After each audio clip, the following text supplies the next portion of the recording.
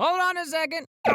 Get back here, Kirby! It's time for another look from the James Webb perspective. Welcome back to the Ultimate Gaming Run, the series where I am attempting to beat all of the main games from the main roster and as many of the spirits as possible in Super Smash Bros. Ultimate. First time? Don't worry about it. I got 9 more episodes where this came from. Come on back. Last time in this series, we completed Kirby Triple Deluxe, putting an end to Mommy Sectonia's attempt to, drink Popstar, and bringing peace to the Floralians of the Sky Realm. If you would like to see how we dominated the most beautiful girl boss in the series, and where that experience ranks on this delightful tier list I'm building, feel free to review the footage I captured of it and all the other games I've played so far on my channel. Today we will be continuing on our quest to insert action here, to help Kirby do a thing against insert insult towards Galeem. However, I am getting a little bored of the same visual and gameplay engine as the last 2 games have had, so let's take a little detour. You clicked on this video, you saw the thumbnail, you read the title, I assume. Anyway, I don't know your life, so you must be quite surprised at the fact that I am playing a spin-off title when I expressly said I would only be playing the mainline games for the character unlocks in this series. However, I have a few reasons I want to play this game. First of all, I got bored of the mainline format, and it's good to add some variety to the gameplay so that you don't also get bored. Secondly, this is a game I owned when I was a wee lad, and I have fond memories of it. Third, it's not too far off of the format of a mainline Kirby game in my opinion. It's still a platformer, still has the same sort of general aesthetic and layout, and is still definitely a game with plot and progression, unlike, say, Pinball Land or Battle Royale. It's not just a Kirby-themed game, it's its own thing, unique from any other game I've ever played, and as you will soon see, one that offers a lot of fun regardless. Fourth of all, it pads out the series, and I like that, not only because these are fun to play, fun to script, fun to record, and fun for my editor, but it's also more fun for you all. And finally, the biggest reason. I do what I want. Anyway, Kirby Mass Attack is a DS game released in 2011 and offers a completely unique approach to the Kirby formula, as we shall soon see. Let's just pop right in, shall we? Right away, we are set to explore the Popopo Islands. If you remember correctly, Popopo is the name of the white Kirby, which is one of the skins in Smash Ultimate, so there, 7th reason to play this game. Anyway, Kirby is napping peacefully on a hill when, all of a sudden, he is struck by lightning and split into 10 small, weak copies. This is not the first time this has happened to him. He should really be on his guard. It turns out the lightning came from this handsome fellow named Necrodius, which is such a badass name, honestly, in an effort to kill the hero of Popstar for good. This was actually an excellent villain plan. First one to really immediately inconvenience Kirby, and we shall soon see just how rough this becomes for Kirby as Necrodius kills all but one of the little pinkies, leaving only the disembodied heart of Kirby and one small boy alive. First impressions time. The fuck? Turns out Kirby is even more bizarre than I stated in my video on Kirby 64, which you should check out, it's good, since he now apparently has the ability to be a floating soul. So long as there is one Kirby, there will always be Kirby. Anyway, listen to how fucking cute these pinkies are in the world maps as you move around, they're so cute. Ah!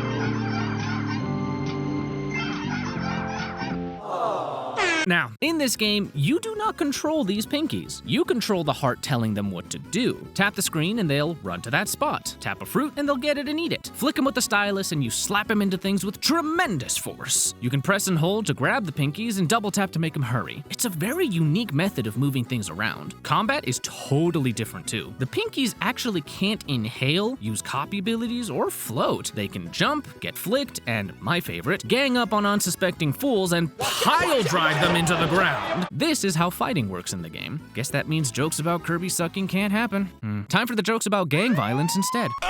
The stronger the enemy, the more pinkies you need to smack them down, and you can get more of them by eating 100 points worth of fruit. Apples are 1, bananas 10, these melons 30, and a maximum is 100. Once that happens, you get a shiny new Kirby in the mail, ready to commit organized crime. If they take damage, they become blues, and if they take damage again, they become sad little angels. But Kirby, being an all-powerful deity, can smack his soul down to resuscitate the blue. This first level acts as an easy way to figure out the basics of the controls, and also shows us our first rainbow sphere of the game, which you need to pop in order to access the next few levels. In order to enter any given level, you need a certain number of pinkies, and to beat a world, you need to beat the boss. Speaking of beating things, what do we need to do to beat the game? Well, unlike Return to Dreamland or Triple Deluxe, unfortunately, we do need to collect all the collectibles of a certain type. Thankfully, it's not all all the medals, just these rainbow medals. Without all of them, the final world cannot be unlocked, so that is our top priority. Reason number 8 I wanted to play this game, it was supposed to be a shorter game so I could complete it faster to have more videos as a buffer between my latest release and where I am in the series in real life, but here I am 18 hours instead of 8 later. So that was funny. Now I'm not going to tell you everything I had to do to get the rainbow medals, but I will be giving you highlights. Also, there is no particular order you have to beat any given set of levels in, so I arbitrarily decided to beat them in order of highest number of pinkies needed to enter in the first place, as I figured getting the hard stuff out of the way first was going to be helpful. In Stage 3 of World 1, you will fight this mama bird, because earlier in Stage 1, you smacked her and dropped all her fruit. There are actually a lot of mini-bosses in this game, and they aren't the standard foes either. Every mini-boss is basically unique, which is a really good show. This game does a great job of never feeling stale, honestly, which is good, because usually Kirby games have 6 worlds with 5 levels each, but this one has 4 main worlds with 11 levels each, plus the final world with 5. So there's a lot of game to get through, especially if I'm doing dumb shit like this. Stage 10 introduces us to water, which in this game is a bit stressful. To move around underwater, you still need to tell the pinkies how to swim and where to go, but now you only have a certain number of bars of breath, equal to how many pinkies you have. I'm pretty sure that 10 pinkies in the water at once does not equate to 10 bars of air. Pretty sure Avatar: The Last Airbender was right about how that works. Anyway, these pinkies are actually good swimmers, but remember, they're also really fucking stupid. They'll snag on anything, everything. It's so frustrating, and even worse than that, swimming introduces a struggle that I personally had while playing the game. To flick a Kirby into something, you need the Kirby to not already be right on it. If you are on land, you can always manage to move a little and just flick to the side, upwards and sideways, no issue. The problem arises when you are trying to flick them down, because as you flick, the heart of Kirby is actively telling them to go wherever you are touching. So if you need to flick downwards, especially in a rush, it can be really imprecise and difficult to make that happen. The only way I managed to do so is panicking, so that's cool. I don't like how this guy jiggles, so I'm gonna show all of you.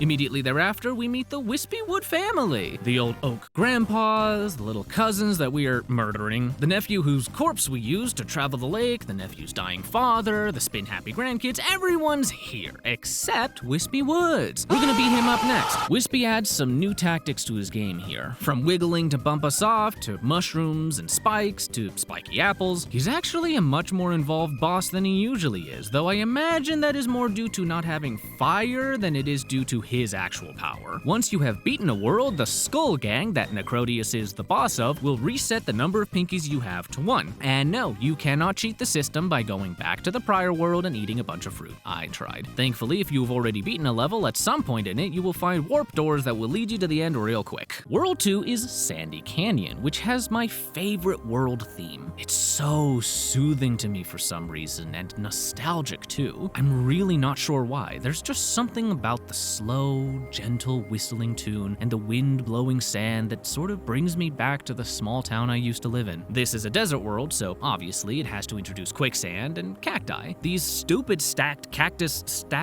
is that actually what they're called? Oh my god, it is. Anyway, these are the most dangerous enemy thus far. I am so good at just flinging my poor pinkies into the spiky bits. I'm so sorry, Kirby.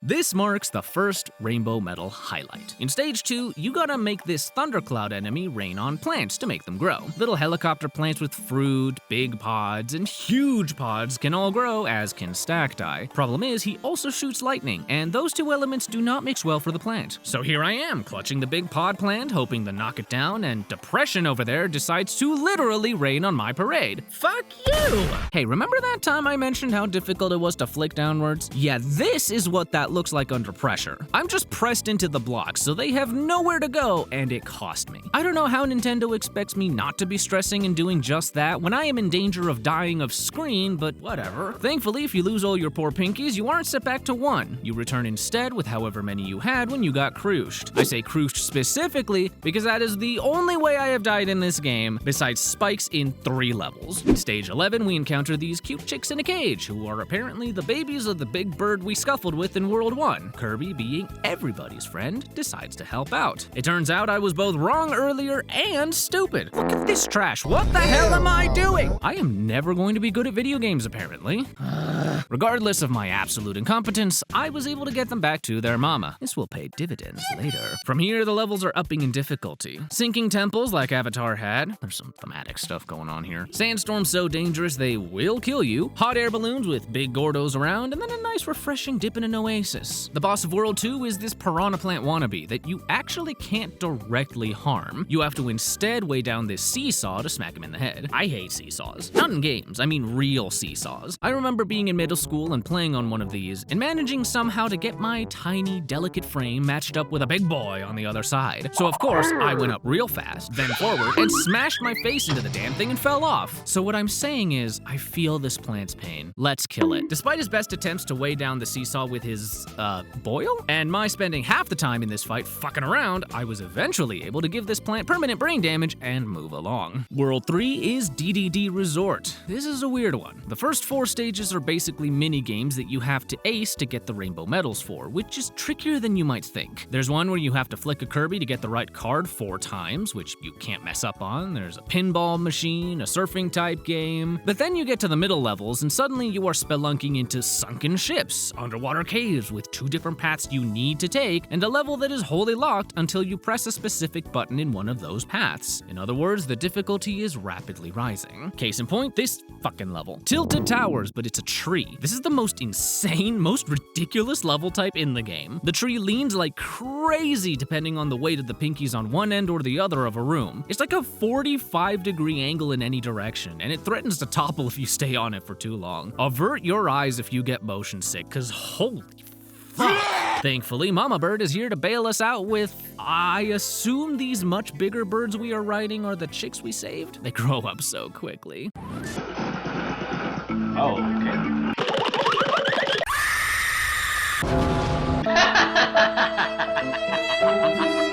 Suddenly, what is that? This monstrous T-Rex type, crimson chin looking, duck-footed, fat belly fuck really brings it. I love all the different mini bosses and enemies in this game. Look at this! It only features in a single level, as do most of the mini bosses and even some enemies. Whole sprites, behaviors, hitboxes, and more were designed for a single level and no more. That kind of dedication is why this game is so cool. Here's number 9, I wanted to play it. We infiltrate DDD's castle, steal some artwork because Kirby is a chaos gremlin, then get punished by being dropped off in an ice-themed level.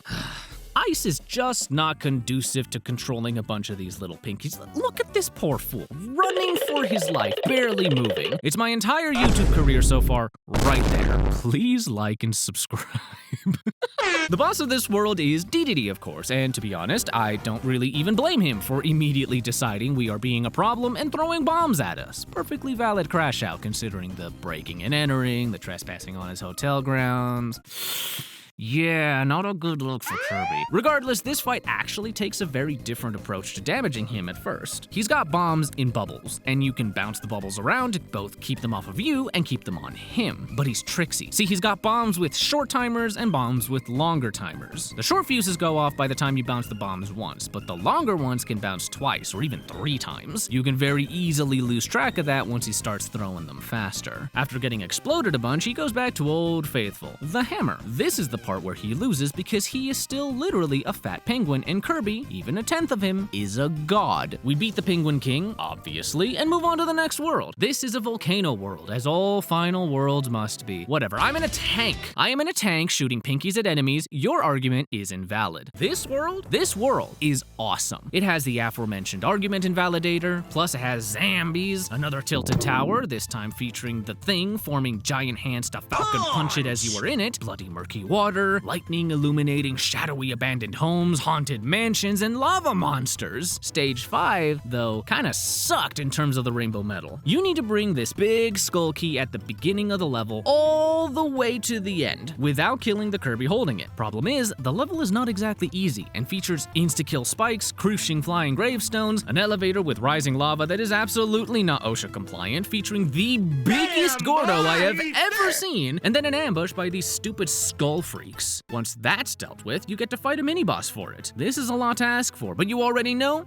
that I am up to the challenge, or at least failing at it for almost an hour before getting it done. You wanna know what's way worse than all of that though? Murky water. Murky water drains your air way faster than regular water in this game, to a ridiculous degree. In prior water sections, I could take my time and just chill without a care in the world, like this was a snooba trip. Murky water, on the other hand, drains your air supply faster than an emphysema diagnosis. It's really stressful actually, and that means that it led to some really stupid deaths. My favorite part of this world, however, was stage 10 and 11. Stage 10 starts with witnessing a button that we need to press being stolen by some space apes. We infiltrate the Spape mothership to find all the pieces we need for our own spaceship, which is hard enough on its own, especially if you do not put some respect on a Murky Water's name. And then we get to be continued at the end of the level. I've never seen this before in a Kirby game, a level with a part 2? Even before you get to that exciting cliffhanger, you get to run through the spaceship, which you already know I love because sci-fi. The Murky Water section was rough, and the dark rundown sector with the flickering lights was kinda spooky, cue SpongeBob and Patrick on the baby coaster. After that, you get to go in space and shoot asteroids and aliens and a mothership down. Come on, what's not to love? The only issue I had was with the rainbow medal, which you get one chance to obtain, and if you miss it flying by, sucks to suck. Try again next time. As for that part 2, we are floating in space. It's like swimming, but you don't lose air because you are in outer space. Don't question our Lord, he does what he wants. After all that effort to unlock this stage,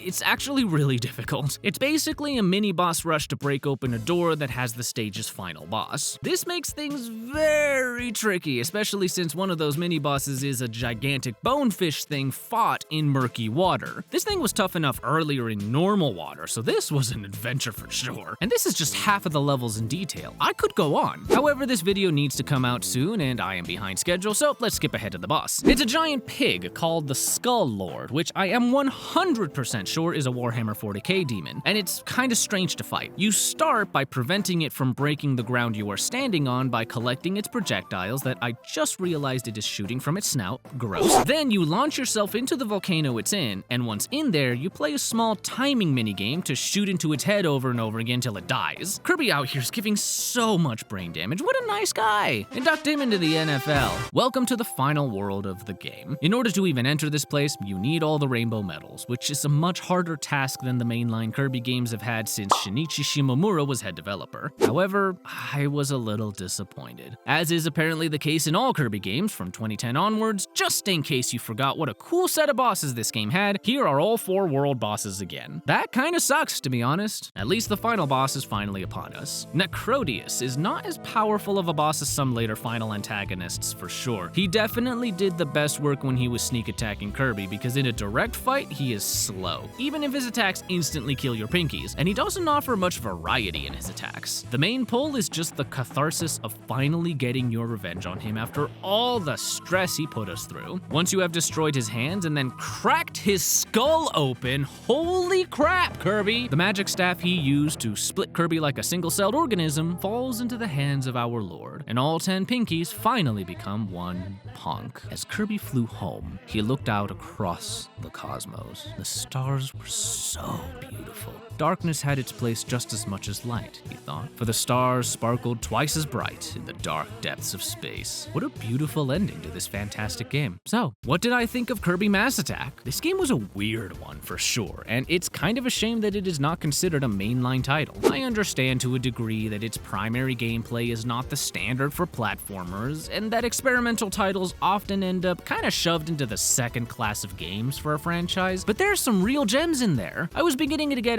I knew that was gonna happen. I was beginning to get a bit fatigued of the standard Kirby formula. The way his powers worked, his movement, the enemy types. It was all starting to feel a bit samey. And that was not helped by the fact that the last 2 games I played on this channel, as well as the next 2 titles I will play in the mainline series, all use basically the same engine. Taking a break from the mainline series and playing a totally different thing that, in my opinion, still holds up well to being a platformer in the Kirby style was definitely a great choice. I feel refreshed and ready to get back into the swing of things with Planet Robobot in the next episode. As for the game itself, well, it was a ton of fun. Some of the mechanics, like flicking downwards or how stupid these poor pinkies are with routing, and especially how easy it is to get one stuck somewhere when you need to go fast, can get really frustrating. But that is part of the challenge. My favorite part of this game is the fact that every single level feels completely different. Every single level is unique, offers unique mechanics, even one-off enemies and mini-bosses. Every boss is defeated in a wholly special way. Every jump in difficulty builds off the last one, and level themes are not stuck in a tired old routine. Sure, you can call the world the grass, desert, water, and lava worlds respectively if you want, but that is definitely not the full picture. All 4 of these offer way more complexity than that, and it makes for an experience that never once gets tedious, even though the mechanics of the gameplay are extremely simple. Think about it. Copy abilities in modern titles are quite complex. They have all sorts of moves to them, sometimes can combine with other elemental affinities, sometimes can be upgraded, and so on. In this game, you can do 3 things. Tell the pinkies to go somewhere, pick them up, and flick them. And yet, 44 levels in, 4 bosses later, there is still fun to be had. I think that's remarkable. There's so much to see, so much to find, so many secrets, and so many times you can pop into a level only to realize you need more Kirbys, or should have moved faster for that medal. That's not even going into all the mini games you unlock for finding them. This game benefits from the sheer animal charisma of Kirby 2. I don't mean this puffball's rizzing people up. I mean he's like a cute, smart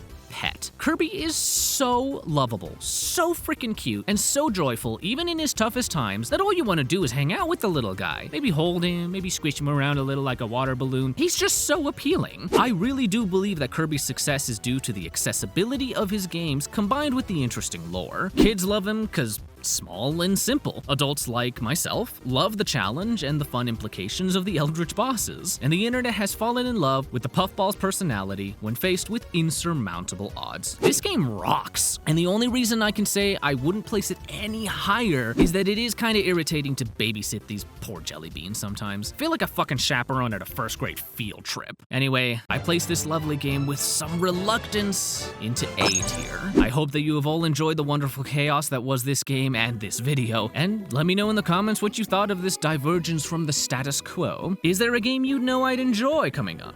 A game I'll suffer through for your entertainment? If so, like, subscribe, and ring the bell so you don't miss any of my uploads, and good luck, have fun, make money. I will see you all next time.